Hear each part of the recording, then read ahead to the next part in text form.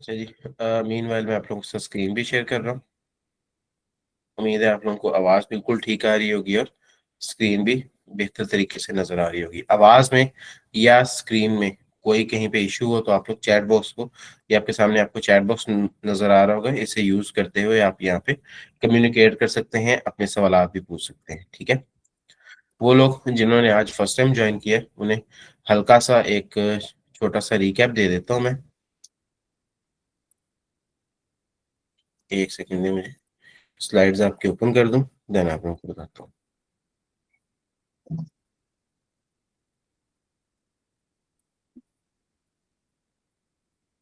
शुरू करते हैं जी, अल्लाह के नाम से, बिस्मिल्लाहिर्रहमानिर्रहीम। ठीक है। बेसिकली हमारा जो कोर्स है ये एक 4 मंथ कोर्स है, certified tax and corporate advisor. ठीक है। 4 महीने के इस कोर्स में, certified tax and corporate advisor में, हमारे मॉड्यूल्स जो हैं वो ये हैं। IRS and basic accounting. ठीक है। आप लोगों को पूरी तरह से प्रैक्टिकली एक एक चीज सिखाई जाएगी, आईआरएस के ऊपर, इनकम टैक्स की भी, सेल्स टैक्स की भी। और वो लोग जो लॉयर्स हैं फॉर एग्जांपल, या ऐसे लोग जिन्होंने पहले अकाउंटिंग नहीं पढ़ी हुई, जो नॉन अकाउंटिंग प्रोफेशनल्स हैं या जो कॉमर्स ग्रेजुएट्स नहीं हैं, उनके लिए अकाउंटिंग भी इसी में शामिल है। इस कोर्स के बाद इंशाल्लाह जो लॉयर्स होंगे वो अकाउंटिंग को बहुत अच्छे से समझते होंगे, और जो अकाउंटेंट्स होंगे, कॉमर्स ग्रेजुएट्स होंगे, वो इंशाल्लाह लिटिगेशन को, वकालत को बहुत अच्छे से समझ चुके होंगे और उस चीज़ को फर्दर प्रोसीड करना भी जानते होंगे। मॉड्यूल 2 इनकम टैक्स है। पूरा प्रैक्टिकली आपको सिखाया जाएगा। हर तरह के रिटर्न फाइलिंग, नोटिस वगैरह, रिप्लाईज आ जाएंगे इसके अंदर, लीगल ड्राफ्टिंग आ जाएगी आपकी। इसके अलावा अपील फाइलिंग। ठीक है। क्लाइंट को कैसे आपने डिफेंड करना है, कैसे आपने उसके लिए अपील फाइल करनी है, बेतहाशा है। इसमें डॉक्यूमेंट्स आपके साथ शेयर कर दिए जाएंगे, नोट्स से रिलेटेड, उनके रिप्लाई से रिलेटेड, फिर अपील से रिलेटेड, अपील्स के लिए जो एप्लीकेशंस फाइल की जाती हैं, जो ग्राउंड्स ऑफ अपील वगैरह बनाए जाते हैं, ये तमाम तर चीजें इनकम टैक्स में भी होंगी और सेल्स टैक्स में भी होंगी। और बिल्कुल बेसिक लेवल से हम शुरू करेंगे और एडवांस, एक्सट्रीम एडवांस लेवल तक हम जाएंगे। ये बिल्कुल भी ना तो ये इंतहाई बेसिक लेवल का कोर्स है, ना ही ये इंटरमीडिएट लेवल का कोर्स है, बल्कि ये एक एडवांस लेवल का कोर्स है। बट इसकी खूबसूरती ये है कि ये शुरू होगा बेसिक लेवल से। बेसिक लेवल से मुराद वो कि जिसे आज ये भी नहीं पता कि टैक्स होता क्या है, उसे भी पता चल जाएगा। ठीक है। और देन जब ये कोर्स कंप्लीट होगा तो इंशाल्लाह आप बहुत ही एडवांस लेवल पे जाके अपनी कंसल्टेंसी सर्विसेज ऑफर कर रहे होंगे। मॉड्यूल 4 आ जाएगा आपका SCCP, securities and exchange commission of Pakistan, जिसमें कंपनीज वगैरह बनाना सिखाई जाएंगे आपको। कंपनीज के जितने भी सालाना काम होते हैं, जो भी आपकी स्टैट्यूटरी या पीरियोडिक फाइलिंग होती है, फॉर्म्स आप जमा करवाते हैं एससीसीपी के, सारा काम प्रैक्टिकली ऑनलाइन आपको सिखाया जाएगा। ठीक है। छोटी से बड़ी हर तरह की कंपनी बनाना, कंपनी को खत्म करना, ये भी सिखाया जाएगा। कंपनीज के मर्जर्स, कंपनी के कन्वर्जन्स, हर एक चीज। IPO, intellectual property organisation, trademark या लोगो रजिस्ट्रेशन का जो इदारा है हमारा, chamber of commerce and industries, Pakistan software export board, Pakistan single window import export के लिए होती है, पाकिस्तान इंजीनियरिंग काउंसिल और employ old age benefit institution. इन तमाम इदारों का काम भी आपको इसी मॉड्यूल 5 में सिखाया जाएगा। और मॉड्यूल 6 डिजिटल मार्केटिंग में आपको फेसबुक एड्स लगाना सिखाए जाएंगे, ताकि आप एडवर्टीजमेंट करके, अपने फेसबुक ऐड लगा के ऑल ओवर द पाकिस्तान अपनी सर्विसेज लोगों को दे सकें। अपनी एक जगह पर बैठ के सर्विसेज आपको ना देनी पड़े, बल्कि पूरे मुल्क को आप अपनी सर्विसेज दे रहे हैं, और आपके पास डेली बेसिस पर इंशाल्लाह सैकड़ों क्लाइंट्स जो हैं वो आपसे राब्ता किया करेंगे, और आपको कहीं जाने की जरूरत नहीं पड़ेगी।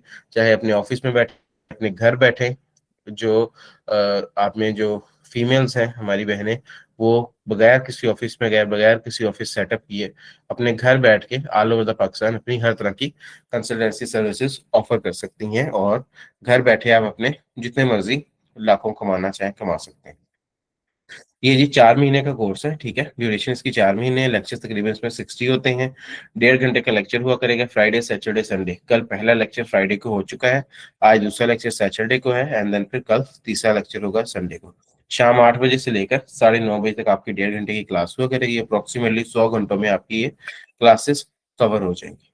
लेकिन आप में से चंद लोग ऐसे भी होंगे जो कहते हैं कि जी हमें ये सारे मॉड्यूल्स नहीं करने, बल्कि हमें करना है सिर्फ और सिर्फ इनकम टैक्स। ठीक है। तो उनके लिए हमने पहले 2 मॉड्यूल्स और डिजिटल मार्केटिंग को मिलाकर बना दिया है सर्टिफाइड इनकम टैक्स एडवाइजर का 1 से 1.5 महीने का कोर्स है ये, जिसके अंदर आपकी तकरीबन जो क्लासेस हैं वो 4 से 6 हफ्तों की होंगी। 12 से 15 आपकी टोटल क्लासेस होंगी। लेक्चर ड्यूरेशन 1.5 घंटा, अप्रोक्सीमेटली 20 घंटे में आपका ये कोर्स कवर हो जाएगा। क्लासेस के जो आपके डेज होंगे, डेज वही होंगे फ्राइडे, सैटरडे और संडे शाम को 8 बजे से लेकर 9:30 बजे तक। इसमें सिर्फ और सिर्फ ITS and basic accounting, then income tax, ये इनकम टैक्स मॉड्यूल के ही आगे ब्रेकअप्स हैं, जो आपको इनकम टैक्स ऑर्डिनेंस और रिटर्न फाइलिंग और notice, replies, appeals and then फिर डिजिटल मार्केटिंग नजर आ रहा है। हर चीज प्रैक्टिकली इन डिटेल सिखाई जाएगी। ठीक है, आज की क्लास में मैंने हल्का सा रिकैप देना था, इसलिए इतना ही बता सकता हूँ सिर्फ। बाकी जो है कल की जो क्लास हुई उसमें सारा कुछ इन डिटेल बता दिया गया है। अगर किसी ने वो क्लास लेनी हो तो आप उसकी रिकॉर्डिंग देख सकते हैं। आज हमने आगे फर्दर टॉपिक पे मूव करना है। ठीक है, इसके बाद कल कुछ टॉपिक्स जो थे हमने डिस्कस कर लिए थे, ये कल वाले टॉपिक्स हैं, जिसमें what is tax, income tax और सेल्स टैक्स क्या होता है, देन इनकम टैक्स के बारे में डिस्कशन थी। फिर एफबीआर क्या है, फेडरल बोर्ड ऑफ रेवेन्यू, वो इदारा जो कि इनकम टैक्स कलेक्ट करता है। इनकम टैक्स ऑर्डिनेंस 2001, ये वो कानून की किताब है जिसके मुताबिक पाकिस्तानी हुकूमत जो है वो पाकिस्तानियों से इनकम टैक्स कलेक्ट करती है, ये इनकम टैक्स लिया जाता है। ठीक है, उसके बाद एफबीआर की वेबसाइट क्या है, एफबीआर की वेबसाइट जो कि एक किसी भी आमतौर पे वेबसाइट होती है, जैसे स्कूल कॉलेजेस की भी वेबसाइट होती है, तो इसी तरीके से एफबीआर की भी वेबसाइट है। लेकिन इसके ऊपर सारी आपके काम की इंफॉर्मेशन तो है, लेकिन आप इस पोर्टल को, इस वेबसाइट को अपने इस्तेमाल में नहीं लाते, बस आप इसको रीड करने के लिए ही यूज करते हैं। ठीक है, इसी के साथ साथ एफबीआर का पोर्टल है जो कि आईरस का नाम है। आईरस के नाम से एफबीआर का एक पोर्टल है जिसके ऊपर इनकम टैक्स के सारे काम होते हैं, सेल टैक्स के सारे काम होते हैं। ठीक है, उसे आप इस तरीके से यहाँ से ओपन कर सकते हैं, irs.fbr.government। ठीक है, ये बेसिकली आईरस जो है एफबीआर का पोर्टल है जिसको कि हमने सीखना है। इसके बाद अलावा जो है जी हमने सीखा था रिटर्न ऑफ इनकम क्या होती है, यानी कि इनकम टैक्स गोशवारा क्या चीज होती है। टैक्स लायबिलिटी, जिन्हें टैक्स पे करना पड़ता है वो कौन लोग होते हैं, कैसे होते हैं। Persons in income tax ordinance, इसके बारे में हमने बात करनी है। देन हमने टोटल इनकम, टैक्सेबल इनकम और एग्जम्प्ट इनकम के बारे में बात कर ली थी। ठीक है, देन हमने बात की थी जी, साथ साथ आगे चलते भी जाते हैं। ठीक है, ये हमारे हेड्स ऑफ इनकम थे। सैलरी, एक आम आदमी जो है वो जो टैक्सेबल इनकम कमा सकता है, उसमें डिफरेंट हेड्स ऑफ इनकम उसके हो सकते हैं। सैलरी इनकम, वो तनख्वाह से पैसे कमा सकता है। प्रॉपर्टी से, किराए से पैसा कमा सकता है। इनकम फ्रॉम बिजनेस, कारोबार से पैसा कमा सकता है। कैपिटल गेन, सोना चांदी वगैरह को बेच कर पैसा कमा सकता है। और अदर सोर्सेज से भी पैसा कमा सकता है। मिसाल के तौर पर किसी बैंक वगैरह में सेविंग अकाउंट में पैसे रखे हैं तो वहां से प्रॉफिट वगैरह मिल रहा है, तो ये भी एक सोर्स ऑफ इनकम है। ठीक है, तो ये तमाम तो चीजें हम लोग कल डिस्कस कर चुके हैं। आज हमने क्या करना है, आज हमने यहाँ हेड्स ऑफ इनकम, ये जो हमारे हेड्स ऑफ इनकम है इन्हें यूज करते हुए आज हमने इनकम टैक्स रिटर्न के प्रैक्टिकल की तरफ मूव करना है। इसके अलावा मैंने आपको यहाँ एक्सेल की शीट में से गाइड किया था प्रॉपरली कि हम लोग रिटर्न फाइल करते ही क्यों हैं। ठीक है, ये भी इन डिटेल बता दिया गया था कल की क्लास में कि हम लोग रिटर्न क्यों फाइल करते हैं, why we file income tax return. जिसमें मैंने बताया था कि अगर आपके असासे या आपकी दौलत में कोई तब्दीली आती है, मिसाल के तौर पर पिछले साल आपकी जो दौलत थी वो 80 लाख थी, इस साल आपकी जो दौलत है या जो असासे हैं वो 90 लाख रुपए हो जाते हैं, तो एफबीआर पूछता है कि 10 लाख रुपए कहाँ से आया है। तो वो जो 10 लाख रुपए का फर्क आ रहा होता है वो बताने के लिए ही हम लोग अपना इनकम टैक्स का गोशवारा फाइल करते हैं, जिसमें हम लोग ये डिक्लेयर करते हैं कि हमने फलां जगह से पैसा कमाया था जिसमें से हमें 10 लाख रुपए की बचत हुई है, और वो 10 लाख रुपए नजर आ रहा है, ये सेविंग्स था। ठीक है, इन डिटेल आपने ये सारा कुछ देखना हो तो रिकॉर्डेड क्लास में देख सकते हैं, कल वाली क्लास। आज अब हमने थोड़ा सा आगे मूव करना है। सबसे पहले हम रजिस्ट्रेशन को देखते हैं, रजिस्ट्रेशन के बाद रिटर्न फाइलिंग की तरफ मूव करते हैं। यहाँ तक आप में से किसी भी भाई का कोई सवाल हो तो आप ऐसे चैट बॉक्स है आपके पास मौजूद है, इसको यूज करते हुए आप पूछ सकते हैं। भाई कह रहे हैं जी प्लीज फुल स्लाइड व्यू। मेरे ख्याल से स्लाइड्स का व्यू तो फुल ही आ रहा है, और हो सकता है आपको इस स्क्रीन से इशू हो, आपकी एक साइड पे यहाँ पे शायद वो लोगो वगैरह इससे भी कुछ चीज आ रही हो। तो वो जो कुछ भी होता है जी वो गूगल की तरफ से ही होता है, हमारी तरफ से पूरी तरह से स्क्रीन जो है वो शेयर कर दी गई हुई है, आपको नजर भी आ रही होगी। अगर आप इन स्लाइड्स की बात कर रहे हैं तो यहाँ पर ये स्लाइड आ रही है, अगर आप इसे कह रहे हैं कि इसे ऐसे कर दूं तो ये पॉसिबिलिटी है, ये मैं काम कर सकता हूँ, ठीक है। जूम वगैरह करना है तो वो भी मैं कर सकता हूँ।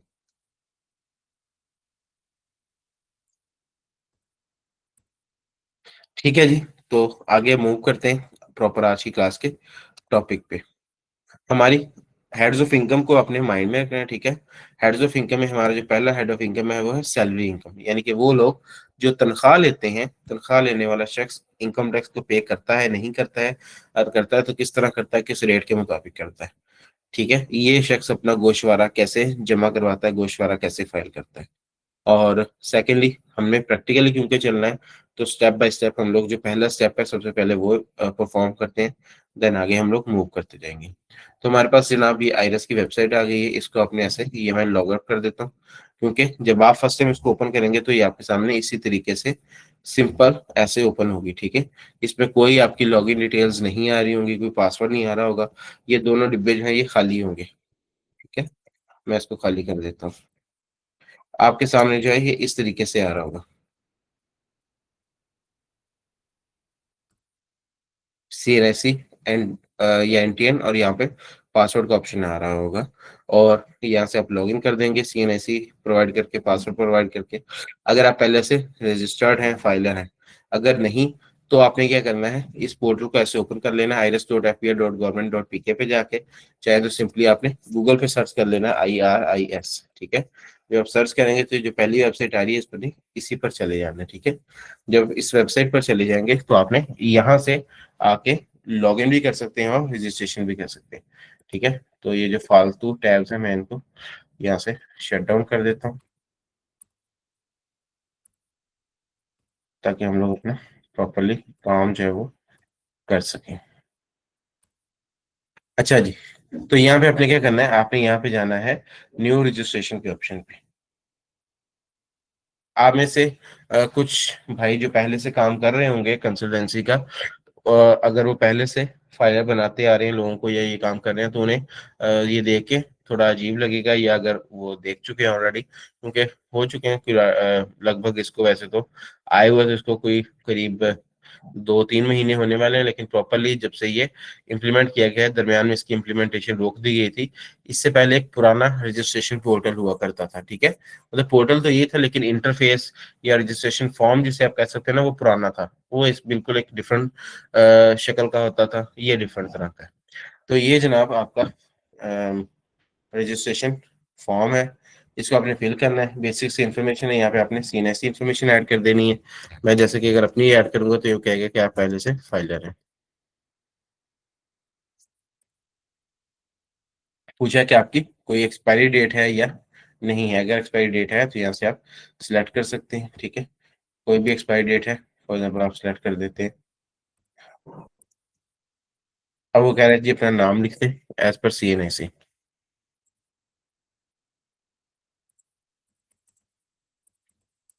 और आप जब नेक्स्ट करेंगे तो ये अगर कोई एरर होगा तो ये बता भी देगा आपको फौरी तौर पे कि यहाँ पर गलती हो रही है, इसको ठीक कर दें। वो कह रहा है जी यूजर ऑलरेडी रजिस्टर्ड है। तो यहाँ पे मेरे पास कोई और क्लाइंट का CNSC होता तो मैं आपको वो यहाँ पे ऐड करके दिखाता, लेकिन हम आज के दिन तो मेरे पास कोई ऐसा क्लाइंट आया नहीं है जिससे कि फाइलर होना, क्योंकि सीजन खत्म हो चुका है। तो अब हमारे पास वो लोग आते हैं जो ज्यादातर कभी कोई जमीन परचेज करते हैं, कोई खरीदता है, कोई बेचता है, तो इस तरह के लोगों को फाइलर होने की जरूरत पड़ रही होती है। बाकी सारे लोग जो हैं वो ज्यादातर लोग फाइलर हो रहे होते हैं सीजन के अंदर, ठीक है। तो क्योंकि अब लास्ट डेट गुजर चुकी है, इसलिए फौरी तौर पर जो है एक दफा फाइलर वाले लोग जरा कम आते हैं। अच्छा, एक तरीका का खैर वैसे बहुत सिंपल है, आपने यहाँ पे CNSC प्रोवाइड कर देना है, उसके बाद डेट आ जाएगी, नेम आ गया। नेक्स्ट स्टेप पे चले जाएंगे, यहाँ पे नेक्स्ट करेंगे तो एड्रेस लिख देना है आपने। उससे आगे जाएंगे तो कॉन्टैक्ट इन्फॉर्मेशन आ गई, उसमें आपने अपना ईमेल और फोन नंबर लिख देना है। उससे अगले स्टेप पे आपने अपना एक पासवर्ड लगा देना है कि जी मेरे पोर्टल को खोलने के लिए ये पासवर्ड हुआ करेगा, वो पासवर्ड आपने 2 दफा टाइप करके कंफर्म कर देना है। आपके जो है अकाउंट आपका क्रिएट हो जाएगा। देन आपने क्या करना है, आपने सिंपली वापस लॉगिन पे आना है, यहाँ पे आके आपने अपना CNSC लिखना है, नीचे आपने वो जो पासवर्ड अपना लगाया है वो लिखना है, ऐसे लॉगिन कर देना है, ठीक है। लॉगिन करेंगे तो आपके सामने इस तरीके से पोर्टल आपका ओपन हो जाएगा, यहाँ पे ऊपर आपका नाम आ रहा होगा, ठीक है जी। यहीं से आपने अपनी इनकम टैक्स के जो गोशवारे हैं या जो रिटर्न्स वगैरह हैं वो फाइल करनी है।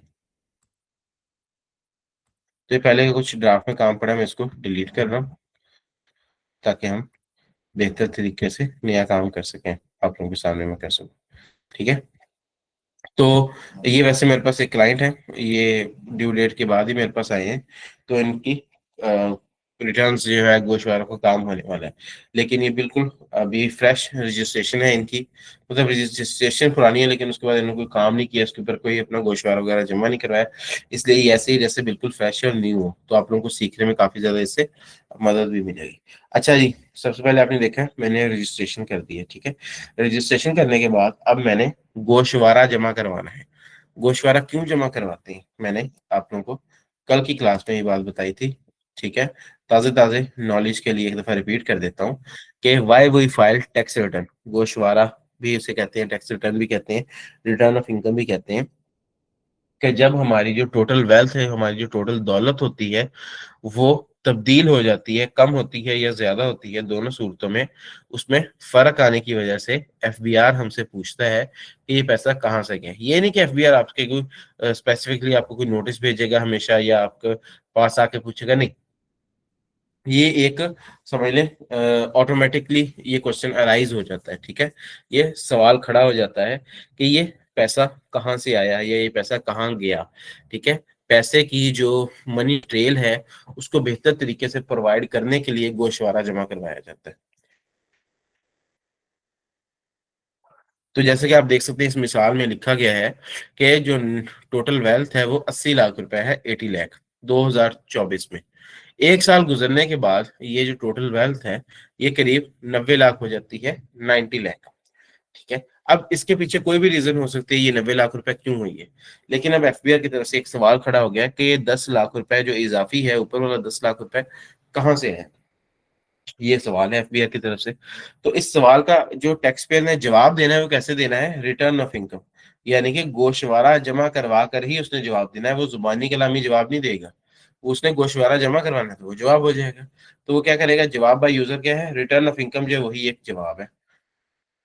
तो वो क्या जवाब देता है, वो कहता है जी कि मेरी जो इनकम है वो हुई थी 20 लाख रुपए। कैसे हुई थी, सैलरी इनकम। वो कह रहे जी मेरी तनख्वाह आई थी 20 लाख रुपए सालाना, ठीक है। और उसमें से मैंने 10 लाख रुपए अपने घर में खर्चा कर दिया था, बाकी 10 लाख रुपए जो बचा था ना, मेरी सेविंग थी, कैश में, बैंक में, प्रॉपर्टी, कार में, किसी भी शक्ल में अगर वो नजर आती है जो मेरी सेविंग है, तो वो सेविंग है जो इस 80 लाख रुपए में ऐड होने के बाद उसने इसको 90 लाख रुपए बना दिया। और इसकी वजह से ये 10 लाख रुपए फिर आपको नजर आ रहा है, ठीक है। तो ये 10 लाख रुपए यहाँ से है, इसलिए इसको भी येलो कर दिया, इसको भी येलो कर दिया। अब यही चीज प्रैक्टिकली हमने करनी कैसे, ठीक है। जब हमने प्रैक्टिकली इसको करना है तो हमारे सामने अब समझ लें कि सवाल उठ चुका है, एज्यूम कर लेते हैं कि सवाल उठ चुका हुआ। अब हमने इसके जवाब की तैयारियां करनी है। हम क्या करेंगे जी, हम सबसे पहले जाएंगे यहाँ पर डेक्लेरेशन, इस जगह पे जाने के बाद हम जाएंगे यहाँ पे रिटर्न्स एंड स्टेटमेंट्स ओरिजिनल पे, ठीक है। मैं इस पे क्लिक करूंगा और देन यहाँ पर मैं जा रहा हूँ।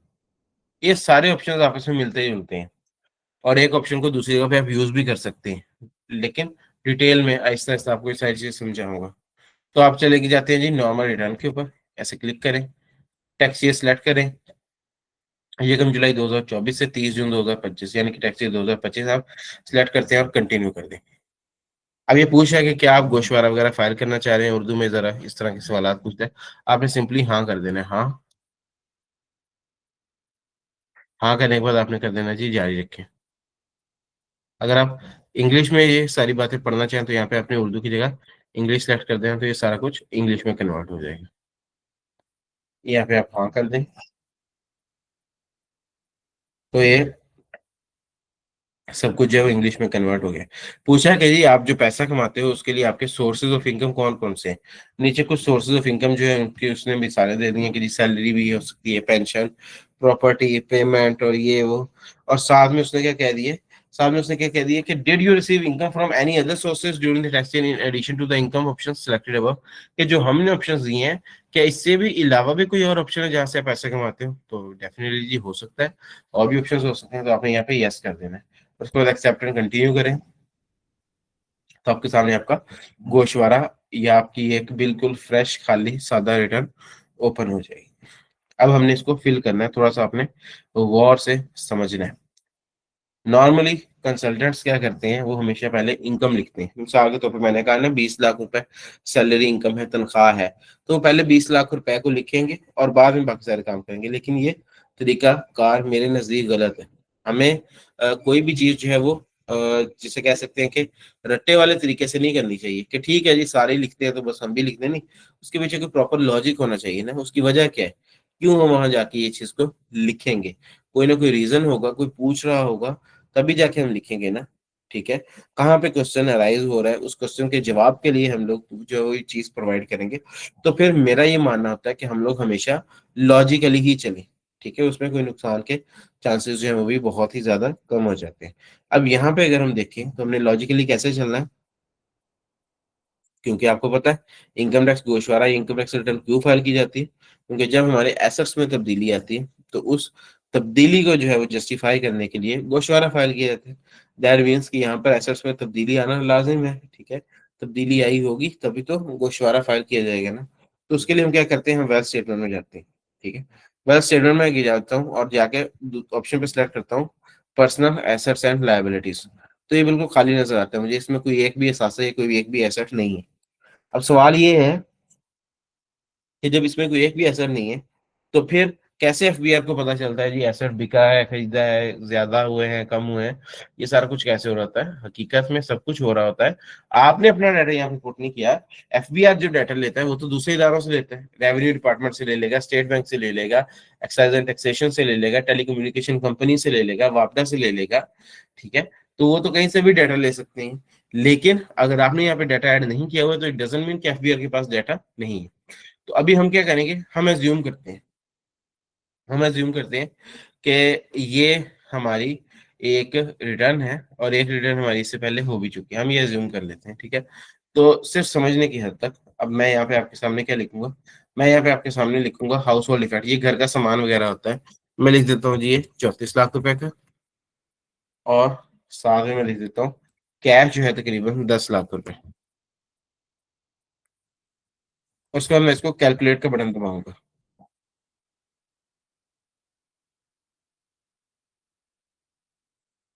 जब मैंने कैलकुलेट का बटन दबाया तो जो मेरे टोटल असासा जात है, जो मेरी दौलत है जब इस वक्त, वो कितनी होगी जी, मेरी टोटल दौलत होगी है 44 लाख की, 4.4 मिलियन की, 44 लाख रुपए की मेरी टोटल दौलत हो चुकी है।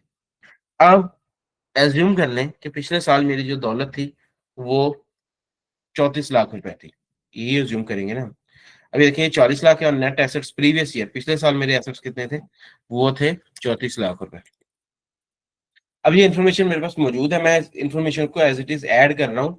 मैं ये नहीं सोच रहा हूँ कि टैक्स कैसे लगता है, क्यों लगता है, क्या होता है। मैं सिर्फ अभी अपनी सही नीयत के मुताबिक अपना डाटा प्रोवाइड कर रहा हूँ कि मेरे पास इस वक्त जो असासाजात पड़े वो 44 लाख के हैं, और पिछले साल मेरे पास असासाजात जो थे वो 34 लाख रुपए के थे। ठीक है, अब जैसे मैंने ये प्रोवाइड करना है तो आपने नीचे देखना है यहाँ पे अनरिकनसाइल्ड अमाउंट में क्या आता है। अब मैं जब ये देखें ये अनरिकनसाइल्ड अमाउंट में हम गए हैं तो यहाँ पे क्या आ रहा है, 10 लाख रुपए। 10 लाख रुपए का फर्क आ रहा है, ठीक है, इंक्रीज और डिक्रीज इन एसेट्स 10 लाख रुपए। ये जो फर्क आ रहा है ना, इसी को मैं कहता हूँ कि जी ये एफबीआई की तरफ से समझ लें कि एक सवाल खड़ा हो गया।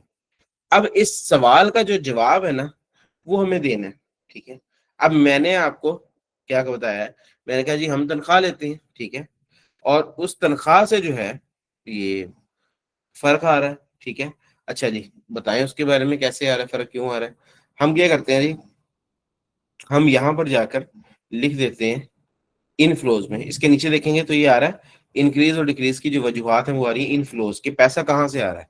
तो इस इनफ्लोज में जो सबसे पहली वजह वो लिखी है जी, income declared as per return for the year subject to normal tax. बताऊंगा आगे जाके नॉर्मल टैक्स क्या है, फिक्स फाइनल टैक्स कौन सा है, ये वो अभी के लिए इतना समझ लें कि यही टैक्स है। वो कह रहे हैं कि ऐसी इनकम जिसके ऊपर टैक्स लगता है, फॉर एग्जाम्पल उस इनकम के बारे में यहाँ पर हम लिखते हैं कि जी हमने तो 20 लाख रुपए बतौर इनकम कमाया है। जैसे मैंने यहाँ पे लिखा 20 लाख रुपए मैंने बतौर इनकम कमाया है। तो अब अगर हम अनरिकनसाइल्ड अमाउंट देखेंगे तो अनरिकनसाइल्ड अमाउंट माइनस में चली जाएगी, -10 लाख रुपए। पहले +10 लाख था, अब -10 लाख। क्यों? क्योंकि भाई पहले 10 लाख रुपया एफबीआर को पूछ रहा था, एफबीआर पूछ रहा था कि ये 10 लाख रुपए आपको पास आया कहाँ से है, जिसकी वजह से जो है आपके सासाजात की वैल्यू बढ़ गई है। अब अगला सवाल, जब हमने बता दिया जी 20 लाख रुपए हमें तनख्वाह मिली है, तो फिर अगला सवाल एफबीआर का क्या आ गया? अगला सवाल ये आ गया कि अगर 20 लाख मिला है तो फिर एसेट्स में सिर्फ 10 लाख रुपए की ज्यादती क्यों हुई है, फिर 20 लाख रुपए की से ज्यादती क्यों नहीं हुई? तो फिर हम एफबीआर को बताते हैं कि भाई हम लोग साथ में खाते पीते भी है, हमारे पर्सनल एक्सपेंसेस भी तो है ना। तो 10 लाख रुपए पूरे साल में हमारा वहां पे खर्च हो गया। ये 10 लाख रुपए जो बचा हुआ है वो आपको ये नजर आ रहा है, ठीक है। अच्छा जी, तो फिर हम क्या करते हैं, अब ये जवाब देने के लिए कि हमारे अखराजात भी होते हैं पूरे साल में, हम जाते हैं यहाँ पर्सनल एक्सपेंसेस में। ये सारा डाटा फिल करना होता है, फिल करना अच्छी बात है, अच्छा लगता है फिल किया हुआ, लेकिन समझने के पॉइंट ऑफ व्यू से अभी मैं क्या करता हूँ, नॉर्मली एक एक या दो दो लाइनें ही आपको फिल करके दिखाता हूँ। बाकी यही है, सब में क्या आना है, पैसा ही लिखा जाएगा ना, वैल्यूज ही लिखनी है अल्टीमेटली, और तो कुछ भी नहीं है। तो खैर हम यहाँ पे लिख लेते हैं जी, ये आपके ग्रोसरी आइटम्स होते हैं, घरेलू इस्तेमाल के एक्सपेंसेस होते हैं, अदर ये पर्सनल या हाउस होल्ड एक्सपेंसेस। तो यहाँ मैं लिख देता हूँ जी 10 लाख रुपए मेरा खर्चा हो गया घर में। ये एक्सपेंसेस जब मैं लिखूंगा ना, तो आप देखिएगा रिकॉन्सिलिएशन में देखिएगा रिकॉन्साइल्ड अमाउंट जीरो हो गई है। हमने एफबीआर को बता दिया कि भाई 20 लाख हमने कमाया था, जिसमें से 10 लाख यहाँ पे इंक्रीज और डिक्रीज इन एसेट हो गया, और 10 लाख रुपए जो है वो यहाँ पर पर्सनली एक्सपेंसेस में चला गया, यानी कि जो हमारे अखराजात होते थे उनमें चला गया। तो इसलिए ये बहुत ही सादा और साफ सुथरी सी रिटर्न जो है आपको नजर आ रही है। लेकिन अब यहाँ पे एफबीआर का ये सवाल उठता है कि ये जो आपने 20 लाख रुपए इनकम बताई है, ये 20 लाख रुपए इनकम हुई कैसे आपको? अब एफबीआर अगला सवाल ये पूछ रहा है, ठीक है। तो इस सवाल के जवाब में आपने क्या करना है, आपने ये इनकम टैक्स रिटर्न वाला जो एरिया है, देन अब आपने इसको सॉल्व करना है, ठीक है। आपने यहाँ पर इस चीज को सॉल्व करना है, उसको जस्टिफाई करना है कि ये जिन पैसों का यहाँ पर जिक्र हो रहा है, बेसिकली वो यहाँ पे as a income, as a salary income आपको रिसीव हुए हैं 20 लाख रुपए। अब सैलरी कहाँ पड़ा है, एम्प्लॉयमेंट में जाएंगे तो यहाँ पे सैलरी पड़ा है। अब यहाँ पे वंस अगेन आप सैलरी के लिए ये सारे चीजें ही फिल करेंगे, लेकिन अभी समझाने के पर्पज के लिए मैं आपको कोई भी एक यहाँ पे लाइन जो फिल कर देता हूँ, उससे आपको समझ आ जाएगा। मिसाल के तौर पे अगर हम पहली लाइन ही फिल कर रहे हैं, वहां पे लिखे जी 20 लाख रुपए तनख्वाह है, कैलकुलेट कर दूंगा। तो अब ये क्या हुआ है, अब मैंने वहां पर जो लिखा था वेल्थ स्टेटमेंट के अंदर, ठीक है, वेल्थ स्टेटमेंट के अंदर रिकॉन्सिलिएशन के अंदर हम ये लिख के हैं कि 20 लाख रुपए तनख्वाह है। उस 20 लाख रुपए तनख्वाह का अब जो सबूत है, वो अब हमें कहाँ नजर आएगा, वो हमें नजर आएगा यहाँ पर एम्प्लॉयमेंट में, सैलरी के टैब है, ठीक है। आप सैलरी में जाएंगे तो ये आपको क्या नजर आ रहा है, सैलरी में आपको ये 20 लाख रुपए नजर आ रहा है, ठीक है, जिसके ऊपर के आपने टैक्स पे करना है, ठीक है। तो अब सैलरी में आपको ये 20 लाख रुपए नजर आ रहा है। अब नेक्स्ट आपने क्या करना है, 20 लाख यहाँ पे बता दिए, लेकिन पहली जो ऑब्लिगेशन थी वो तो आपने पूरी कर दी, लेकिन अब अगली ऑब्लिगेशन साथ ही आपके ऊपर क्या वाजिब हो जाती है कि अगर आप 20 लाख रुपए सालाना कमा रहे हो, तो दैट मीन्स कि अब आपको टैक्स भी देना चाहिए। अब आपके जिम्मे एक जो है वो लाइबिलिटी बनती है, वो है टैक्स लाइबिलिटी, ठीक है। टैक्स लाइबिलिटी आपको पे करनी पड़ेगी, लेकिन ये सिर्फ उस सूरत में पे करनी पड़ती है जब आपकी जो आमदन है वो less than 6 more than 6 lakh हो। 6 लाख से जायद पैसे अगर आप कमाते हैं तो फिर आपको टैक्स देना पड़ता है, अदरवाइज आपको टैक्स नहीं देना पड़ता है। तो यही वजह है जी कि हर फाइलर जो है वो टैक्स नहीं दे रहा होता। तो अच्छा, यहाँ पे आपने 20 लाख रुपए लिख दिया जी। अब इस 20 लाख रुपए इनकम के ऊपर जो वंस अगेन अब आपका टैक्स डिडक्ट होगा, अब हमने उसके बारे में भी लिखना है, ठीक है। 20 लाख रुपए आमदन आ गई, आपने इसको अपनी वेल्थ स्टेटमेंट के अंदर शो कर दिया हुआ है 20 लाख रुपए आमदन को। अब वहां से इस 20 लाख रुपए की आमदन को जो है वो आपको दिखाया गया है क्लियरली कि ये आमदन हुई कहाँ से, ये आमदन हुई है जी सैलरी से, तनख्वाह से, ठीक है जी। अब ये जो सैलरी से लिखा गया है अगर 20 लाख है, तो फिर इसका टैक्स भी उतना ही ज्यादा होगा, ठीक है। तो अब इसका टैक्स अगर आपने देखना है तो आपको यहाँ पे नजर आ जाएगा, टैक्स चार्ज और पेमेंट्स में जाएंगे और यहाँ पे आ जाएगा आपके पास कंप्यूटेशंस। कंप्यूटेशन में देखें तो ये हमारी फीस आ रही है, ठीक है, ये हमारी इनकम आ रही है 20 लाख रुपए, ठीक है। इस 20 लाख रुपए के ऊपर कितना टैक्स बना है, 1.5 लाख रुपए, 1,50,000 रुपए इस 20 लाख रुपए के ऊपर टैक्स बनता है।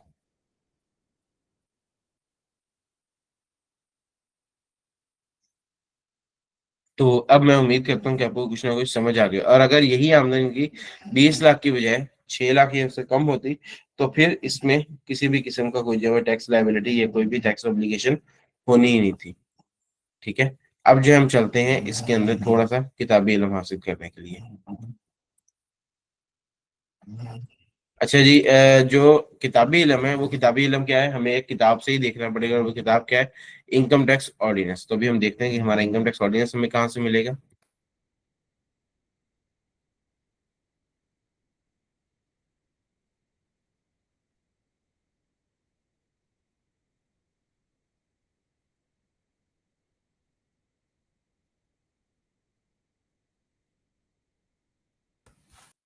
अच्छा जी, इनकम टैक्स ऑर्डिनेंस जो हम लोग यूज करते हैं, यहाँ तक काइंडली कंफर्म करते रहिएगा, आप लोगों को साथ साथ समझ भी आ रहा है ना।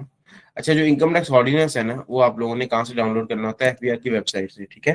एफबीआर की वेबसाइट पे अगर आप ऐसे जाते हैं, federal board of revenue .gov.pk, यहाँ पे आपने चले जाना है ऑर्डिनेंस पे, ठीक है। ऑर्डिनेंस पर जाने के बाद आपने चले जाना है इनकम टैक्स ऑर्डिनेंस 2001 पे, और आपने इसको यहाँ पे, जो इसकी ये सेकंड वाली नंबर 2 पे है जेल, आपने इसको डाउनलोड कर लेना है। नंबर 1 वाली हम क्यों नहीं कर रहे, ये आपको आगे जाके बताऊंगा। ठीक है, ये कानून आ गया, ठीक है। कानून के बारे में मैं कल सब कुछ बता चुका हूँ, इसमें कितने सेक्शन होते हैं और सारा कुछ।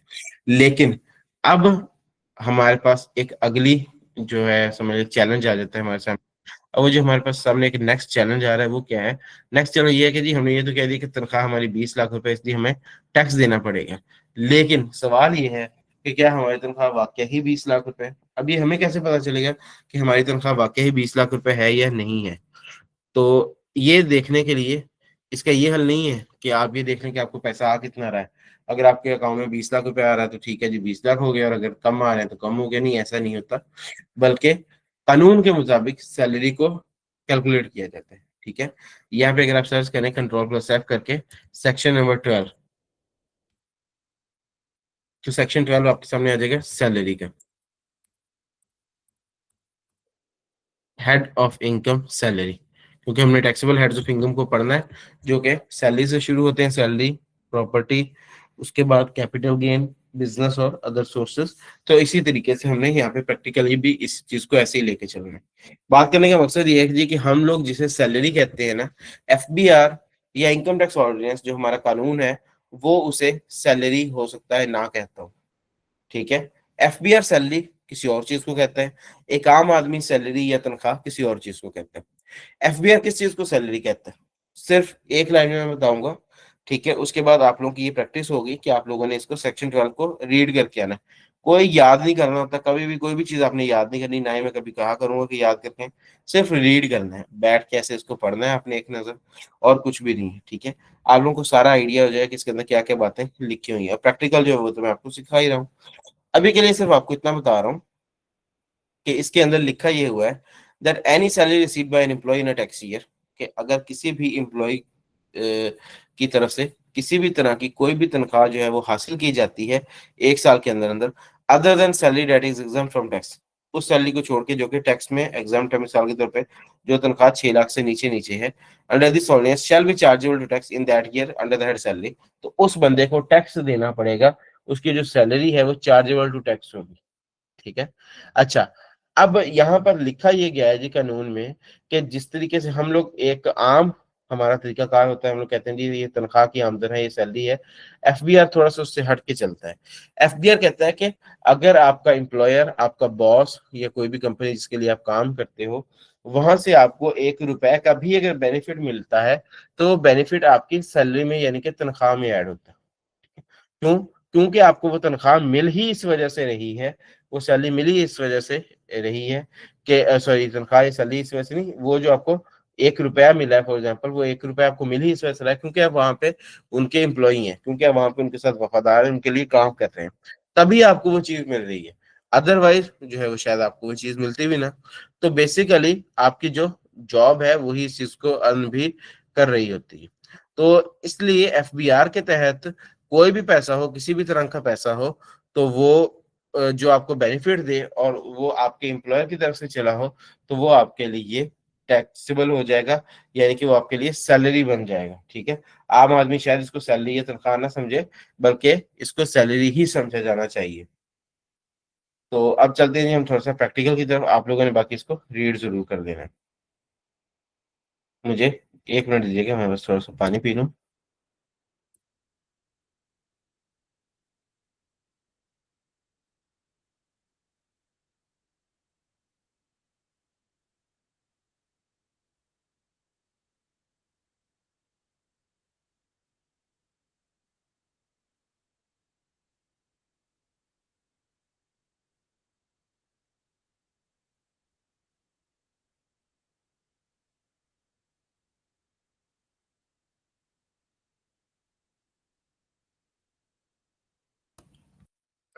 अच्छा जी, यहाँ इनकम टैक्स ऑर्डिनेंस के अंदर अगर हम लोग एक पहली लाइन ही सिंपल पढ़े तो आपको थोड़ा सा आइडिया हो जाएगा।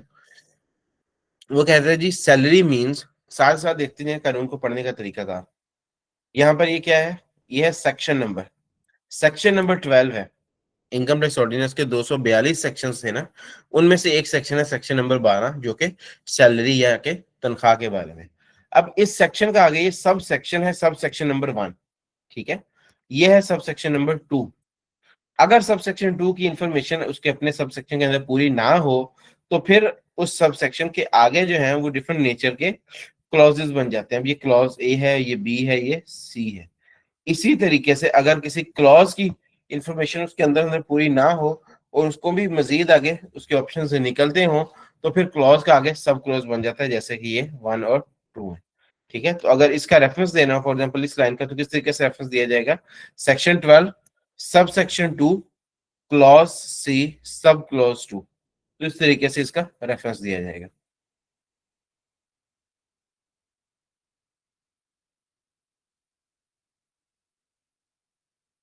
यहाँ पे जरा देखिए जी, salary means any amount received by an employ from any employment whether of revenue और कैपिटल नेचर। वो कह रहे हैं किसी भी तरह की अगर आपको तनख्वाह मिलती हो, किसी भी एम्प्लॉय से मिले, किसी भी नेचर की हो, लेकिन अगर आप किसी भी तरह की कोई पे ले रहे हैं, वेजेस ले रहे हैं, कोई इकट्ठा रेम्युनरेशन ले रहे हैं, सालाना, माहाना, वीकली, किसी भी तरीके से, ठीक है, तो वो सारी की सारी अमाउंट जो है वो सैलरी में शामिल होगी। अगर आप छुट्टी करने पे कोई पैसे ले रहे हैं तो वो भी आपकी सैलरी, कोई कमीशन ले रहे हैं तो वो भी आपकी सैलरी, किसी तरह की कोई फीस ले रहे हैं तो वो भी सैलरी है। ठीक है जी, बहुत सारी चीजें हैं, ये सारी की सारी क्या इस सैलरी में शामिल होगा।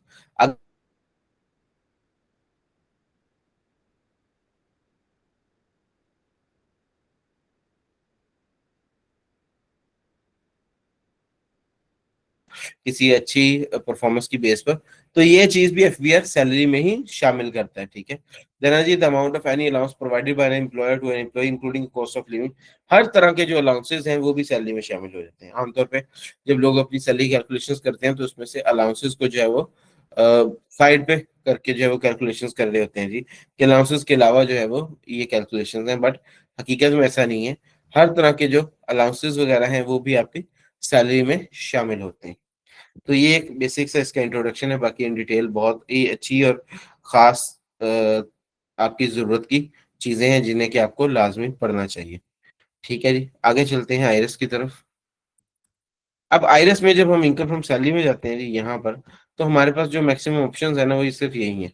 नंबर एक पे पे वेजेस और अदर रेम्युनरेशन, किसी भी तरह का अगर आपको रेम्युनरेशन मिलता है, ठीक है, आपको मुआवजा मिलता है, तो वो आपकी तनख्वाह की वजह बनेगा। हर तरह की अलाउंसेस आपके यहाँ पर आ जाएंगे। अगर आपको कोई पेंशन वगैरह मिलती है तो वो भी यहाँ पे आ जाएगी। अगर आपने खर्चा कर दिया है और उसके बाद आपके बिहाफ पर कोई शख्स उस खर्चे को पे कर देता है, तो उसे एक्सपेंडिचर रीइंबर्समेंट कहते हैं।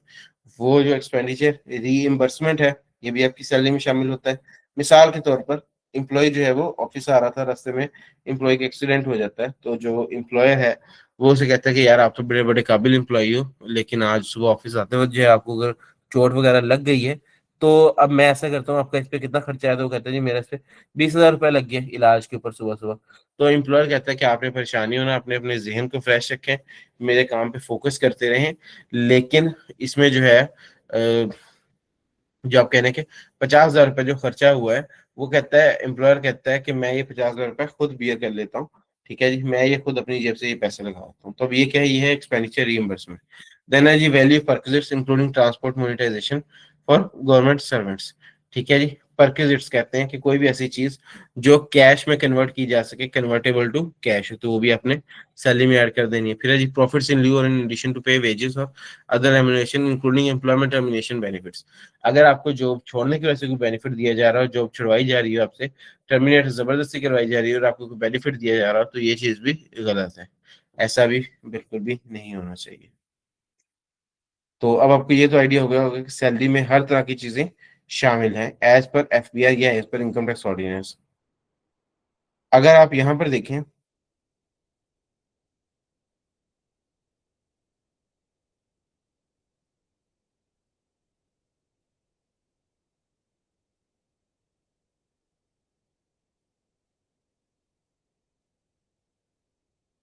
तनख्वाह की बात की जा रही है, जैसे कि आपको पहले भी बताया कि साल के अंदर मिलने वाली कोई भी तनख्वाह हो सकती है। कोई भी तनख्वाह से ये मुराद है कि अगर कोई पुराना आपका एम्प्लॉयर था या कोई पुराना बॉस था, अगर उसकी तरफ से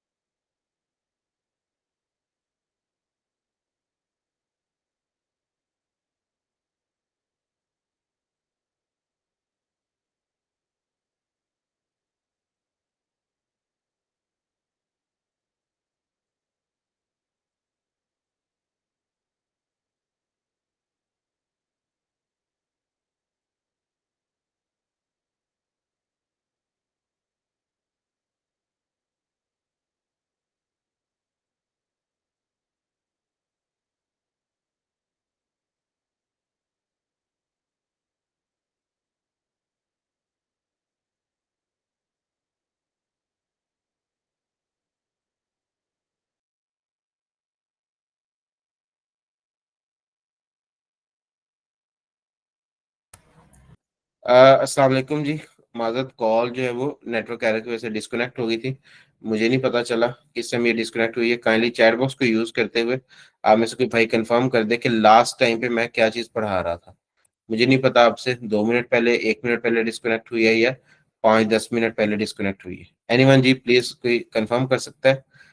आप लोगों के सामने स्क्रीन शेयर कर रहा हूँ, आप लोगों को नज़र आ रहा होगा। ठीक है, मैंने जो है ये वैल्यूज़ वगैरह ऐड कर दी हुई थी, आपके सामने ये वैल्यूज़ ऐड की थी। सैलरी में जाके जो हमारी वैल्यूज़ थी सारी एक्सेल वाली, वो मैंने यहाँ से उठाकर ये ऐड की हैं, ठीक है? ये सारी वैल्यूज़ जो मैंने एक्सेल वाली ऐड की हैं, तो ये मेरी टोटल सैलरी बन गई 21,83,120 रुपए। वेल्थ स्टेटमेंट में हमने पहले से एसेट्स वाली वैल्यूज़ जो है वो ऐड की हुई थी, ठीक है? तो अब ये हमारा अनरिकंसाइल्ड अमाउंट जो है वो 0 हो गई हुई है। अब आप मुझे बताएँ, यहाँ तक आप लोगों ने देख लिया है?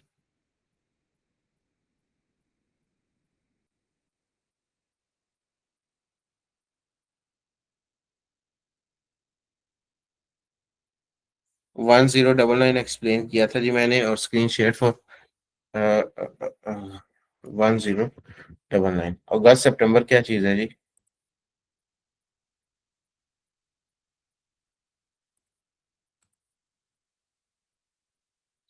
1099 ये है एम्प्लॉयमेंट टर्मिनेशन बेनिफिट वाला। यहाँ तक समझ आ गई है जी आपको, ये 42,000 वगैरह वाला? ये प्लीज काइंडली डियर आप बताएं। Disconnected like 20 minute before last screen show was for monthly salary excel sheet. चलें जी, अफसोस है, ऐसा होना नहीं चाहिए था।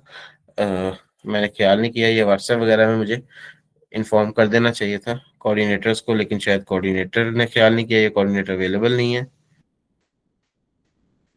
चलिए कोई मसला नहीं, मैं रिपीट कर देता हूँ, अभी रिपीट कर देता हूँ।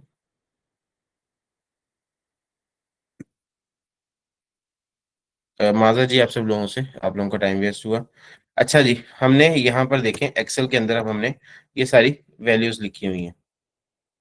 मैंने बताया था कि एफबीआर जो है वो हर उस सैलरी को सैलरी नहीं समझता जिसे कि हम सैलरी समझते हैं, बल्कि एफबीआर का मानना ये है कि अगर हमें अपने बॉस से या अपनी कंपनी से या अपने एम्प्लॉयर से किसी भी किस्म का बेनिफिट या फायदा मिलता है, तो वो फायदा हमारे लिए सैलरी ही समझा जाएगा, ठीक है?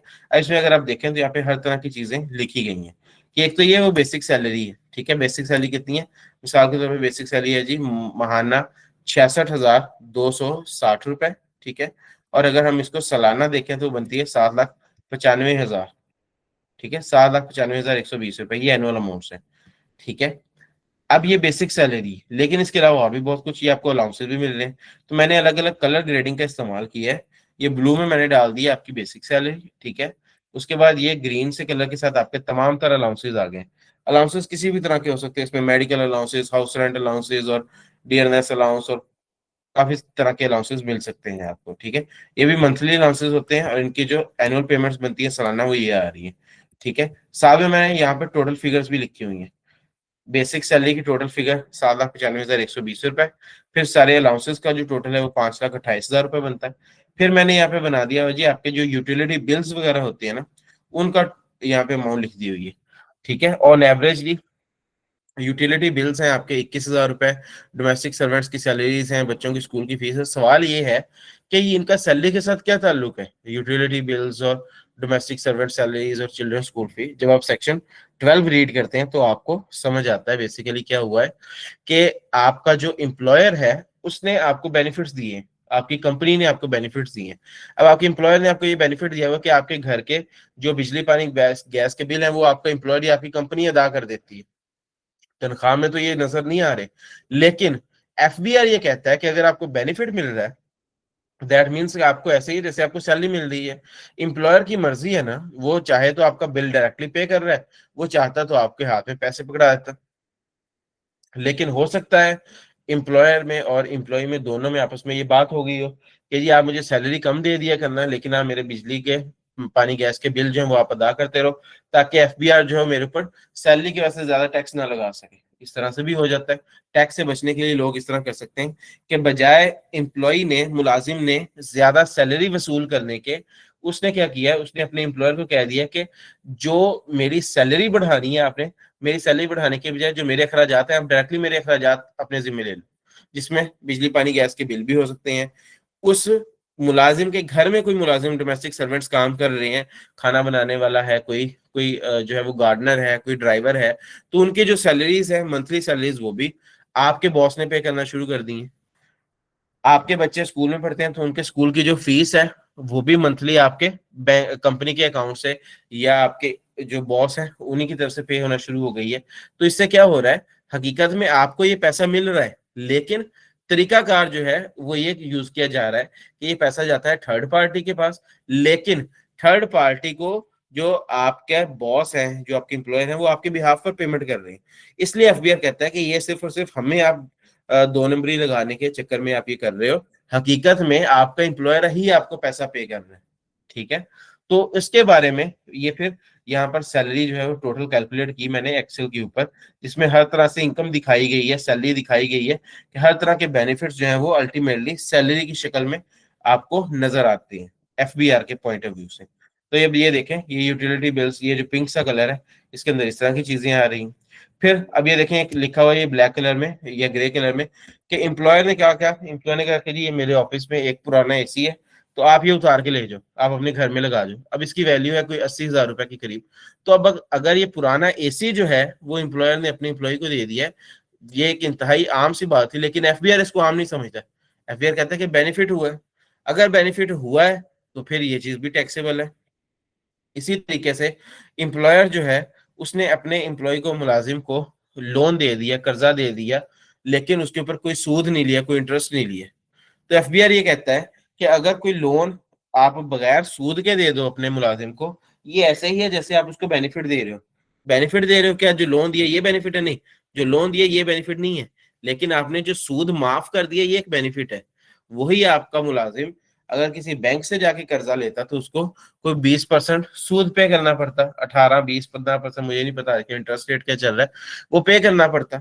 लेकिन अगर आपने उसको बगैर इंटरेस्ट के लोन दे दिया, दैट मीन्स कि आपने उसको वो बेनिफिट प्रोवाइड कर दिए, तो जितना बाहर वालों ने इंटरेस्ट चार्ज करना था ना, उतनी अमाउंट आपकी सैलरी में ऐड कर दी जाएगी। फिर एक्सपेंडिचर रीइंबर्समेंट, इसके बारे में आपको पहले से बता चुका हूँ कि अगर आपको कोई नुकसान वगैरह हो जाए, वहां पे आपका खर्चा हो जाए और बाद में इंप्लॉयर वो खर्चा आपको अदा कर दे, सिर्फ इस वजह से कि आप उसके अच्छे एम्प्लॉय हैं और आप वो चाहता है कि आप परेशान ना हो, तो ये एक्सपेंडिचर रीइंबर्समेंट भी सैलरी में जाएगा। आप कोई बोनस आपको मिलता है, ठीक है, कोई कमीशन मिलता है, कोई इंसेंटिव्स मिलते हैं, कोई ओवर टाइम पेमेंट्स मिलती हैं, तो ये भी आपकी सैलरी में ऐड होता है। अब टोटल आपकी सैलरी मिलती है जी 21,83,120 रुपए। तो क्या हमने ये सारी डिटेल देनी है आईरस को? नहीं, हमने इनके ये जो टोटल्स बन रहे हैं ना, हमने बस ये टोटल्स देने हैं। ठीक है, बेसिक सैलरीज के, उसके बाद अलाउंसेस के, देन परक्विजिट्स के, ठीक है, देन उसके बाद आपका एक्सपेंडिचर रीइंबर्समेंट और ये बोनस और इस टाइप की पेमेंट्स की। तो जब ये मैंने सारे चीजें प्रोवाइड की हैं आईरस को, तो इस तरीके से गई है। ठीक है, यहाँ पे आपकी सबसे पहले ये बेसिक सैलरी आ गई, फिर आपके अलाउंसेस का टोटल आ गया, फिर एक्सपेंडिचर रीइंबर्समेंट 50,000 आ गया, फिर 7,68,000 आपके परक्विजिट्स आ गए, और लास्ट पे क्या हुआ, आपको वो बोनस और ओवर टाइम वगैरह की पेमेंट्स आ गई। ये सब मिला के कितना बना, 21,83,120 रुपए। ठीक है जी। अब वेल्थ स्टेटमेंट में हमने क्या देखा था, हमने वेल्थ स्टेटमेंट में देखा है कि एसेट्स मौजूद है कितने के, हमने यहाँ पे इंटेंशनली जो है मैंने यहाँ पे कैश की फिगर को 21,83,120 पहले से बना दिया था, ताकि फिगर्स हमारी मैच कर जाए, समझने में आसानी हो जाए, अदरवाइज कोई जरूरी नहीं है कि फिगर सेम हो। ठीक है, फिगर्स यहाँ पे डिफरेंट भी हो सकती है। मिसाल के तौर पे मैं कहता हूँ जी ये फिगर यहाँ पे हम रख लेते हैं 13 लाख रुपए। ठीक है, ताकि आपको और समझने में मजा आए। अब हमारे पास एसेट्स कितने हैं जी, हमारे पास एसेट्स है 33 लाख रुपए के। ठीक है, और पिछले साल हमारे पास एसेट्स कितने थे, हमने यहाँ पे रिकॉन्सिलेशन में जाना है, पिछले साल एसेट्स लिखे हमने 20 लाख रुपए के। तो अब फर्क कितना आ रहा है, फर्क आ रहा है, इंक्रीज और डिक्रीज आ रहा है 13 लाख रुपए। 13 लाख रुपए से हमारे एसेट्स में फर्क आ रहा है।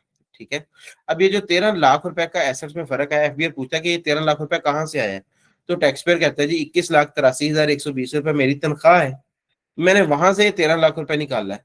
तो फिर एफबीआर क्या पूछते हैं, एफबीआर कहते हैं ठीक है, मुझे समझ लगी, 13 लाख रुपए तो आपके पास कैश की शक्ल में पड़ा है, ये बाकी का 8,83,000 रुपए कहाँ गए? तो टैक्स पेयर क्या कहता है, टैक्स पेयर कहता है कि पूरा साल मैंने वक्त गुजारा है, तो ये मेरे एक्सपेंसेस है, पर्सनल एक्सपेंसेस हैं, मेरे घर में खाने पीने के ग्रॉसरी एक्सपेंसेस कह लें 8,83,000। तो ये क्या करेगा, ये पर्सनल एक्सपेंसेस में जाए और यहाँ पर जाके इसे लिख दें। तो मैंने आपको एक दूसरा तरीका भी बता दिया। पहला तरीका बताया था कि एक्सपेंसेस हम पहले से लिख देते हैं और जो पैसे बच जाते हैं हम वो सेविंग में शो करते हैं। अब मैंने आपको ये बताया कि सेविंग हमने पहले दिखा दी और जो पैसे फिर भी एफबीआर सवाल पूछ रहा है, हमने कहा जी ये खर्चा हो गया था। अब अगर आप अनरिकन्सिल्ड अमाउंट दिखाएंगे तो ये जीरो है, ठीक है।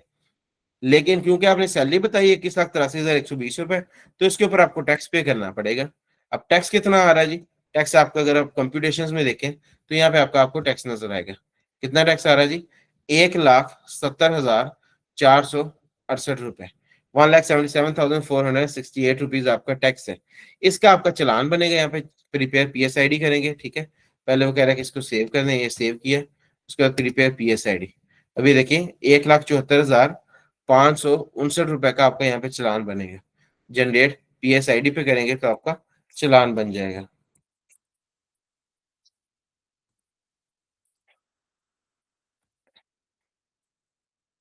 ठीक है, इसको आप ऐसे प्रिंट भी कर सकते हैं। अगर आपने ऑनलाइन पे करना हो तो ये आपकी PSID है, ठीक है। ये जैज़ कैश इजी पैसा के जरिए आप पे कर सकते हैं। और अगर आप कहते हैं कि नहीं जी मैंने ऑनलाइन नहीं पे करना, मैंने इसे वाया बैंक पे करना है, तो ये जो चालान निकलता है ना, ये देखें, इसका आपने क्या करना है, इसका आपने प्रिंट लेके बैंक पहुंच जाना है और वहां पे जाके 1,74,559 रुपए जमा करवा दें। आपकी पेमेंट हो जाएगी। उसके बाद आए और अपना यहाँ पे आके गोशवारा मुकम्मल करें और जमा करवा दें। अब ये क्यों हुआ ऐसा? क्योंकि आपकी आमदन काफी ज्यादा है, इसलिए आपको टैक्स पड़ा है।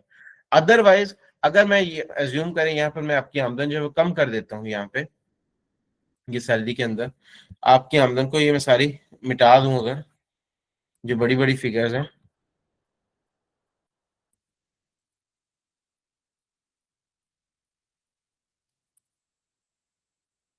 इन सारी फिगर्स को अगर मैं डिलीट कर देता हूँ, अब आपकी सैलरी बनी है 5,78,000 रुपए। अब देखें टैक्स कितना बनता है। अब देखें तो टैक्स बना ही नहीं है। यहाँ पे आ रहा था ना टैक्सेबल इनकम 5,78,000 और टैक्स चार्जेबल जीरो आ रहा है। कोई टैक्स नहीं बना, कोई नॉर्मल इनकम नहीं। क्यों? क्योंकि आपकी आमदन लेस देन 6 लाख है। 6 लाख से नीचे जाएंगे तो आपको टैक्स नहीं देना पड़ता, कोई टैक्स बनता ही नहीं है। तो ये वजह है कि आपकी जैसे जैसे इनकम बढ़ती जाएगी आपका टैक्स भी बढ़ता जाएगा। और बाकी जो सारा हिसाब किताब था वेल्थ स्टेटमेंट वाला, वो तो आपको समझ आएगी। तो आई होप कि अब आपको अच्छे से क्लियर हो गया होगा। सिर्फ सैलरी की हद तक आपको क्लियर हो गया होगा। हाँ, ऐसा साहब कहने के जी इतनी माइनर चीजें फिर कैसे पता चल सकती हैं, ये समझने के लिए है। एहसन साहब सवाल आपने अच्छा पूछा है। आपको ये शुरू से आप देखते आए हैं, आप चीजें पढ़ते थे मैट्रिक में, FSC में, तो कोई ऐसी चीजें होती हैं जो आप कहते हैं कि जी इतना ना भी हम पढ़े तो क्या होता है। तो वही चीज यहाँ पर भी मैं आपको साथ ये साफ साफ बात कर रहा हूँ कि यहाँ पर भी मेरा मकसद आपको पढ़ाना है ताकि डीपली आपको चीजें समझ आ जाए। इसलिए मैं ये सारी चीजें इतना डीपली पढ़ा रहा हूँ कि जी जो हमारा AC दे दिया अगर एम्प्लॉयर ने, तो वो भी हम यहाँ पे लिख रहे हैं। दो चीजें हैं, एक तो ये कि आप लोगों को समझ आ जाए। दूसरा ये कि जब भी हम लोग गोशवारा या रिटर्न फाइल करते हैं ना, तो इसके लास्ट पे होती है एक डिक्लेरेशन, ठीक है। यहाँ पे अगर आप देखें, सेव करने के बाद जब आप इसको सबमिट करेंगे ना, एक सेकंड मैं आपको दिखाता हूँ। अब सबमिट करने से पहले ये देखें, ये आता है एक declaration, I Malik Nabeel CN this ये एक डिक्लेरेशन हमारी तरफ से एक बयान हल्फी होता है जिसमें हम कहते हैं कि जी जो चीज जो डाटा मैंने प्रोवाइड किया है वो मेरा बिल्कुल ट्रू एंड फेयर है। एक तरह से हम यहाँ पे हल्फ उठा रहे होते हैं। तो इखलाकी तौर पर देखें तो हम यहाँ पर कोई भी बात गलत लिखकर तो हलफ नहीं उठाएंगे ना, सही बात लिखकर ही हलफ उठाएंगे। तो ये दो वजूहत हैं, एक तो आप समझाने का मेरा मकसद है, दूसरा ये कि इखलाकी तौर पर हमने सारी चीजें हैं जो सही सही ट्रू एंड फेयर ही यहाँ पर लिखनी है। बाकी अगर आप ना लिखना चाहें तो बिल्कुल आपका इसके ऊपर सवाल ठीक है कि FBR को छोटी छोटी चीजों का पता बिल्कुल नहीं चलता। FBR को पता चलता है सिर्फ ऑफिशियल चीजों का। जैसे बैंक में सैलरी आई है, FBR को पता चल जाता है। आप कोई जमीन जायदाद खरीदते हैं, उसकी रजिस्ट्री होती है, FBR को पता चल जाता है। तो गाड़ी वगैरह खरीदते हैं, उसका कोई एक्साइज टैक्स पे करते हैं तो FBR को पता चलता है।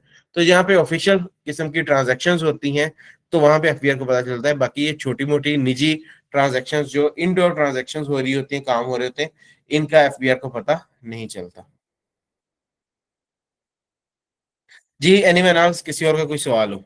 यहाँ पे जो लोकल्स बैठे रजिस्ट्री के फाइल कर रहे होते हैं वो तो बहुत नुकसान पहुंचा रहे हैं कस्टमर्स को रॉन्ग इन्फॉर्मेशन एफबीआर को प्रोवाइड करके। हाँ जी, इसी तरीके से बहुत ज्यादा नुकसान पहुंचा रहे होते हैं।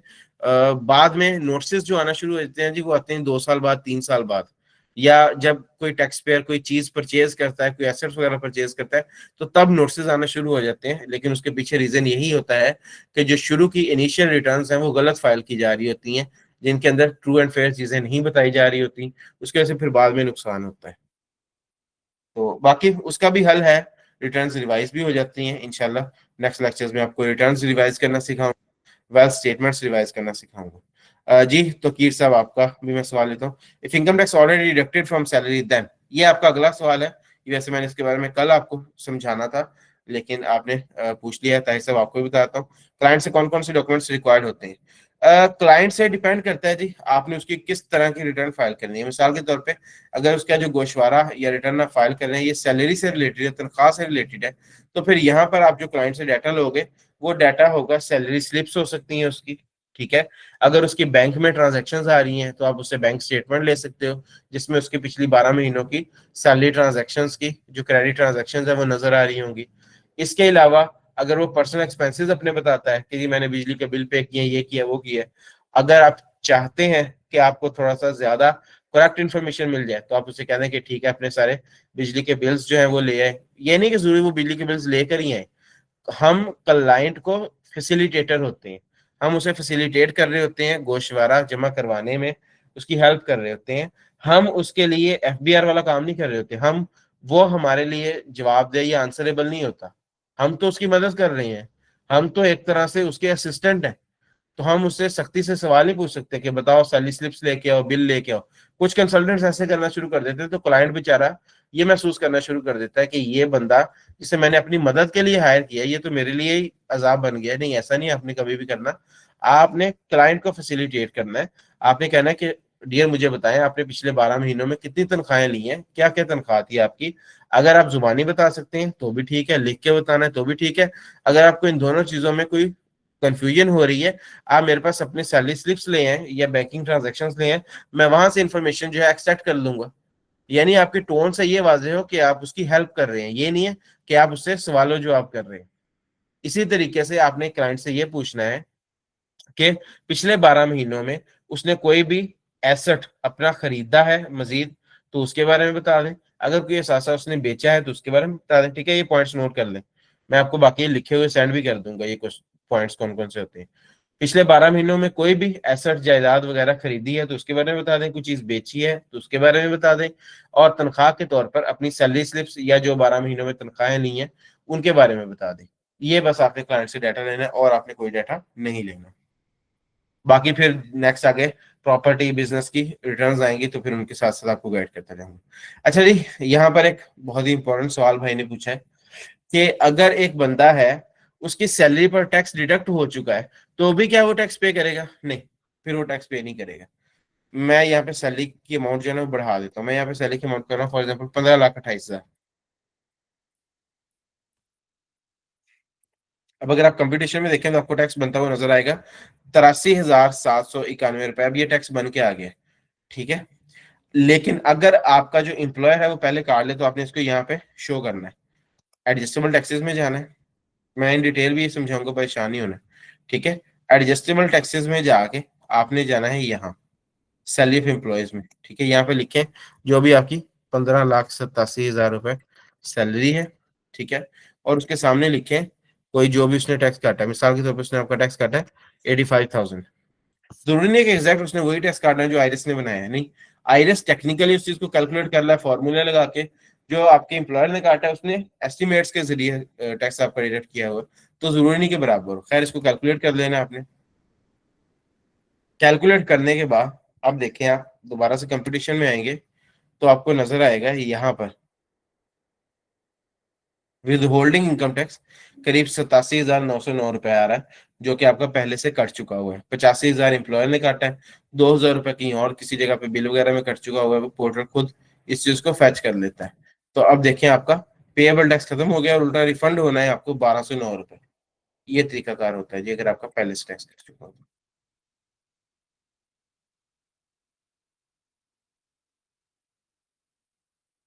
अलाउंसेस का भी हम कंफर्म करते हैं क्लाइंट से। हाँ जी, अलाउंसेस जो है ना सैलरी के अंदर शामिल होते हैं, ठीक है। अब देखें ना, अगर एफबीआर ट्रांजैक्शंस को देखें, बैंकिंग ट्रांजैक्शन हो रही है और कंटिन्यूअसली हर महीने आ रहा है 2-2 लाख रुपए सैलरी की शक्ल में, जो सैलरी क्रेडिट हो रही है वो आ रहा है 2-2 लाख रुपए, अब उसमें अलाउंसेस शामिल है। लेकिन आपका क्लाइंट आपको आके ये कहता है कि जी मुझे तनख्वाह मिलती है, वो तनख्वाह बताता है जो उसके साथ एग्रीमेंट हुआ होता है कि जी तनख्वाह है, मेरी तनख्वाह है जी, जब मैंने ज्वाइन किया था तो उसके मुताबिक है, मेरी तनख्वाह 1.5 लाख रुपए। अब 50,000 रुपए तो वो खा रहा है, वो बाद में बताएगा कि जी वो तो मेरे अलाउंस होते हैं, वो तो मेरा कमीशन होता है, इस तरह से नहीं। एफबीआर इन तमाम चीजों को सैलरी में काउंट करता है, तो आप उसको असिस्ट कर सकते हैं, बता सकते हैं कि डियर ये सारी चीजें भी आपकी सैलरी में काउंट होती हैं, तो कोशिश करें मुझे ठीक ठीक बता दें, अदरवाइज आपकी मर्जी है। If you receive any amount on and above salary in bank account and that is less than 100K per month, if you don't show in return, will it make issue in future? बिल्कुल कर सकता है। अगर आप bank account में receive कर रहे हैं और वो 100K से कम है तो इशू फिर भी हो सकता है। हाँ, अगर आप ये कहें कि नहीं जी वो 50,000 से भी कम है तो फिर हो सकता है इशू ना हो, because up to 50,000 salary taxable नहीं होती। लेकिन मोर देन 50,000 जब आप चले जाते हैं तो मंथली टैक्स सैलरी टैक्सेबल हो जाती है। आप 100K की बात करें, ये तो 1 लाख रुपए बहाना बन जाता है, ये टैक्सेबल है, इसका बिल्कुल इश्यू होता है, एफबीआई की तरफ से नोटिस आ जाएगा। Can we get these excel sheet? जी बिल्कुल, ये सारी एक्सेल शीट्स आपके लिए ही हैं। और is it your common practice to handle client data like this और जस्ट फॉर अंडरस्टैंडिंग? नहीं, कॉमन प्रैक्टिस भी यही है जी, और प्रैक्टिस भी आप लोगों के लिए भी यही है। जो मैं काम करता हूँ क्लाइंट्स के साथ वही आगे सिखाता हूँ, ये मैं आपके साथ शेयर करता हूँ शेयर। वो टैक्स तो रिफंड होगा, हाँ जी ये टैक्स रिफंड होगा, इसके लिए रिफंड की एप्लीकेशन फाइल करना पड़ती है, वो भी आपको सिखा दूंगा, ऑनलाइन आइडिया सही होती है। अच्छा डियर, आज मेरे पास 9:30 तक ही टाइम था आज, ठीक है, इसके बाद मेरी एक और क्लास है और कुछ दिनों तक मेरी ये क्लास हुआ करेगी, उसके बाद फिर ऑनवर्ड जो है वो मेरी क्लास खत्म हो जाएगी जो इसके बाद वाली है। देन फिर हम लोग फ्री हुआ करेंगे, चाहे 11 बजे तक भी हम लोग बैठे रहें। इसके बाद अगर आप लोगों को कोई मजीद क्वेश्चन है तो वो आप मुझसे व्हाट्सएप ग्रुप के अंदर पूछ सकते हैं, कोई मसला नहीं है, मैं अवेलेबल हूँ, आपके तमाम तरह सवालों का जवाब भी दूंगा। और अदरवाइज आप कल की क्लास में पूछ लीजिएगा। तो की साहब आपने हैंड रेस किया हुआ है, मुझे पता है आपने और क्वेश्चन पूछना है, लेकिन अब माजर के साथ टाइम पूरा हो चुका है, मैं आपका क्वेश्चन जो है वो ग्रुप में ले लेता हूँ, या पर्सनली मेरे नंबर पर भी आप सवाल पूछ सकते हैं, ठीक है, ये मैं नंबर लिख रहा हूँ 0304798970। एग्रीकल्चर सर, अगर अलाउंसेस कैश इन हैंड ना मिले, लाइक रेजिडेंस अलाउंस कैश की जगह घर मिल जाए, वो भी आपको समझाऊंगा कल की क्लास में, ठीक है। अगर आपको अकोमोडेशन मिल जाने से कहा जाता है अकोमोडेशन, अकोमोडेशन की जगह पे हम लिखते होते हैं 45% ऑफ बेसिक सैलरी। ये चीज इनकम टैक्स रूल्स में लिखी हुई है कि अगर आपको अलाउंस की जगह पे घर मिल जाए, अकोमोडेशन मिल जाए, तो फिर उसकी जगह पे हम जो पैसे ऐड करते हैं वो 45% ऑफ योर बेसिक सैलरी होता है। एग्रीकल्चर इनकम एग्जम्प्ट होती है, फिर अगर कोई सैलरी एग्रीकल्चर के थ्रू हो रही है तो वो एग्जम्प्ट होगी या नहीं? नहीं जी, सैलरी अगर एग्रीकल्चर के जरिए हो रही है ना, मिसाल के तौर पे एक बंदा खेती बाड़ी करता है, कोई बड़ा जिम्मेदार है और आप उसके पास आगे मुलाजिम है और वो आपको तनख्वाह दे रहा है, तो इट डजंट मीन कि आपकी सैलरी जो है वो टैक्सेबल नहीं होगी और या एग्जम्प्ट हो जाएगी, ऐसा नहीं है, आपकी सैलरी टैक्सेबल होगी। वो कुछ और चीजें हैं जो एग्रीकल्चर के साथ जुड़ी होती हैं। मिसाल के तौर पे अगर एक बंदा है वो एग्रीकल्चर प्रोड्यूस कर रहा है, मतलब एग्रीकल्चर यील्ड प्रोड्यूस कर रहा है, और कोई दूसरा बंदा है वो उसको आगे लेके जा रहा है, मार्केट में ले जाके बेच रहा है, और वो उससे अगर मुनाफा कमा रहा है तो उसका मुनाफा जो है वो एग्जाम्प्ट होता है, बिकॉज दोनों का एग्रीकल्चर के साथ ही जुड़ा होता है, उस प्रोडक्ट के साथ जुड़ा होता है। लेकिन जब आप मुलाजमत कर रहे होते हैं तो फिर आप सैलरी में शिफ्ट हो जाते हैं, फिर आप बिजनेस से साइड पे हो जाते हैं। बहुत शुक्रिया जी आप सब लोगों की कीमती वक्त का, इजाजत दें, अल्लाह हाफिज।